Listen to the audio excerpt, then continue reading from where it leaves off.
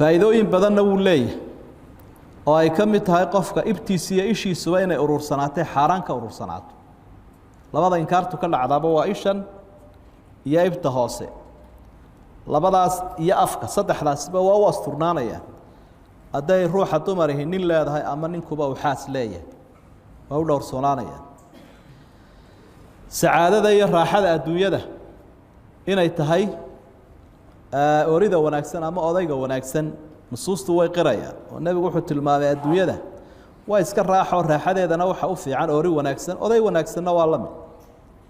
salafuna saalix aad bay u dhiiri gelin jireen guurka in la guursado oo taranka uu bato oo hablaha la meeleeyo oo wiilasha la meeleeyo aad bay u dhiiri gelin jireen marka taariikhdooda dib ugu noqoto cabdillaahi ibnu cabbaas waraysi buu la yeeshay maalin maalmaha ka mida ardaygiisii saciid ibnu jubayr wuxuu uhi miyaad guursatay maya buui maan guursan bu wuxuu ku uhi tasawaj fa ina khayra hadihi اlummati akaruha nisaءa waxaan ku leeyahay guurso ummaddan waxaa u qiimo badan kuwa u xaasas badan ka laba haya saddex haya afar haya kuwaasaa inoogu fiican bu hablo badan bay inaga meeleeyeen kii kalena halkan unbuu inagu soo taagan yahoo waxbaba inooma qabanba raggaasaa u khayr badan bu dee faa'iidooyin badanna guurkii waa laga helayaa kuwa aynu soo sheegnay waa ka mid waxaa ka mid ah xaaraantii oo laga dhowrsanaado sinada iyo cuduradii tarankii oo bata ajri oo la helo awlaaddii fiicnayd oo ka soo baxda ee aakhiro ku shafaaco qaadi lahayd adduunkana kugu abtirsan lahayd waxaasoo dhan gidaar lagama soo kaxeeya guurkaa laga helaa dad iyo dunyo iyo diinba guurka waa laga helaa waxyaabo badan baa jiro guurka caqabada ku noqon kara waxaa ka mid ah alcunuus almaqsuuda waxa la yidhaahdo guurnimo loo qasto oo dadka qaarkood baa wiil iyo gabadhba guurnimada isaga qasta way jirta aragti noocaasi oo gabadhuna tidhaa haddaan adduun helo oo aan aqoon helo maxaan uga baahnayba ninba waxba nin uga alcunuus almaqsuuda baa la yidhaha guurnimada loo qasto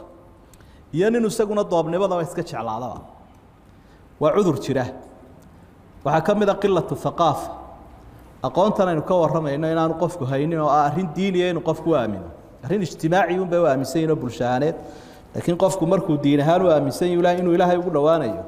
iyo dee ka aan arrintaa qabin dee isku mid maaha waxaa ka mid a mushkilatu taqriib aragtidan galbeedka oo qofkuba odhanayo maxaa aniga iga saaran ummadaha gaalada aragtidooda oo maxaan habar iyo jiijiidkeed ku falaya midaan ku gaabsado waabaan helayaa hamadayda ku guto ama gabadhii baa saa odhanaysa ama ninkii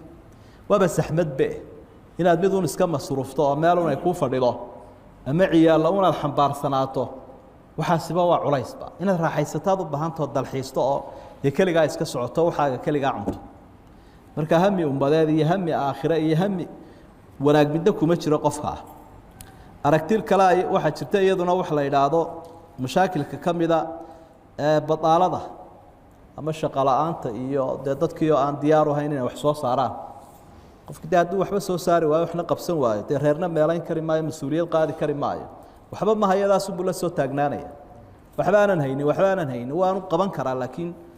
waa cudur ku dhacay dadka waxaa ka mid ah alishtigaal bilcilmi almaadi dadka qaarkood baa cilmiga maadiga un dulbaxa secondarygaan dhammaynaya